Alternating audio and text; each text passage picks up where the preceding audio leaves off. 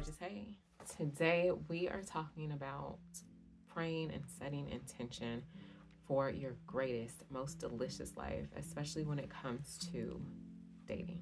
Let's get into it. A lot of times I see on TikTok and Instagram and all these places that women talk about praying for their exes, praying for them to be able to see certain things that they want them to see, for them to come back, all these things, right? But what I will say is praying for a man who has shown you he is not your husband.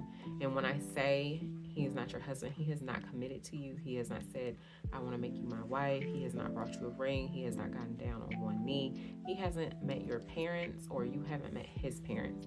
There isn't a form of deep commitment in there that he is saying, I want you to be my wife, at least hinting at it to see how you will respond.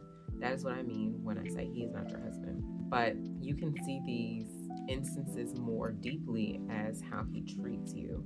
And if he's a guy that's saying he needs a break, he doesn't want a relationship right now after he has basically chased you, that's a red flag. Abort mission. We don't want that. But praying for a man who has shown you he is not your husband is similar to Lot's wife, who turned into a pillar of salt. It is looking back on what no longer serves you.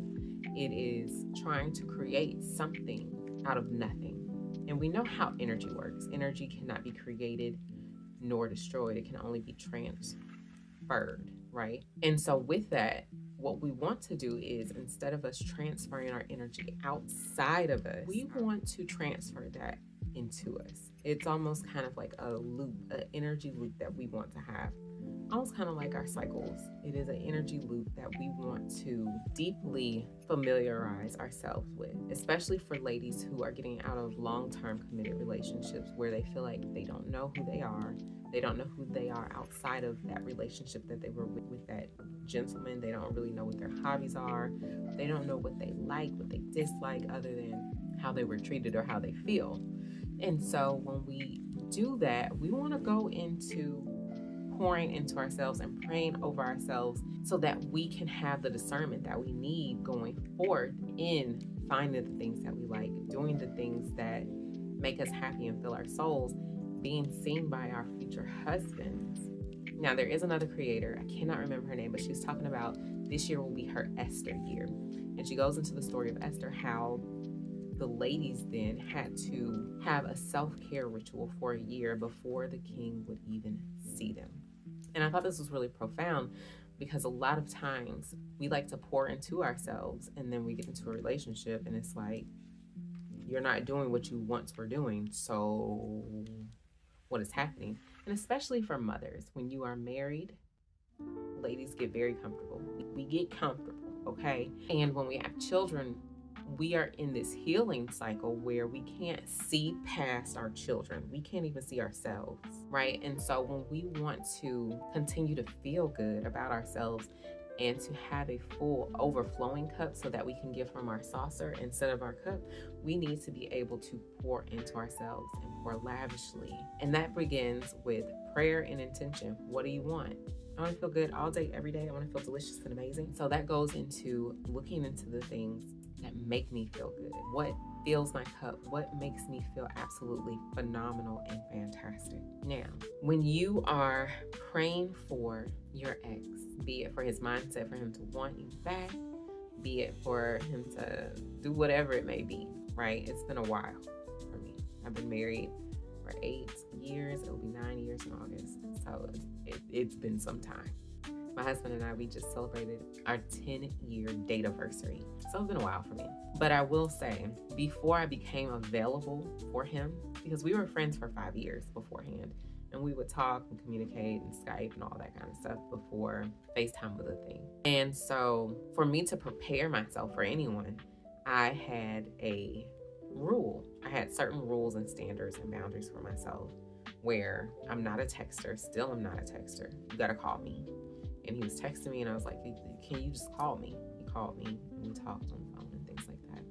Another standard that I had was I am not available for dinner dates. You can take me to breakfast or brunch, because one of the things that completely filled me up and continues to is getting up early. I'm not about to have dinner dates 7 o'clock, 8 o'clock. I like to go to bed early. And during that time, I like to go to bed early too. So dinner dates were off the table. Lunch, that's my own personal time. You have to take me to breakfast or brunch.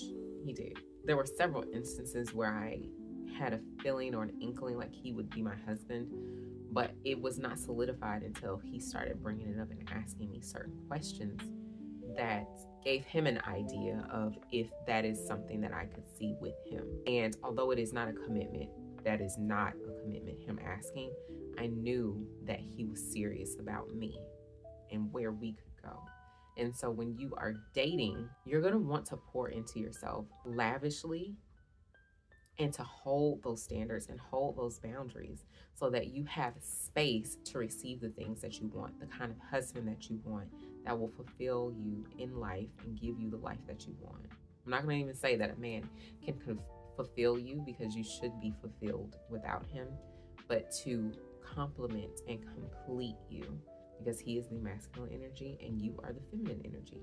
And so in that, you're creating this beautiful, dynamic, complete relationship. So one of the things you want to do, rather than praying for your ex, you're going to want to pray for yourself, for your own discernment, for your ability to find the things that do fill you up, and for the capacity to continue to do those things and build a routine around what makes life delicious and amazing for you. And then once you have gotten to the point that you feel comfortable with where you are, how your standards are held, how your boundaries are held, you can then start to pray for your future husband.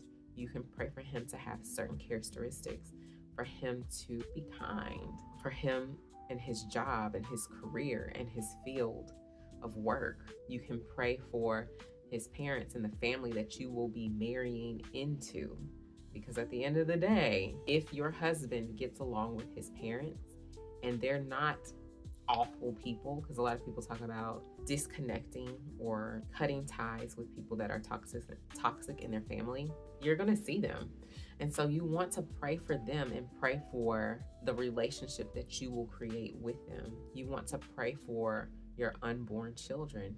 You're going to want to pray for your relationship with him. You want to pray for him, but you also want to pray for the relationship with him, and continue to pray for yourself and the relationships that will be made through that marriage. Now, if you would like some prayer recommendations, let me know down in the comments below. I love you. Please like and share this video. It helps the channel and helps honestly keep me motivated. So, I'll see you later.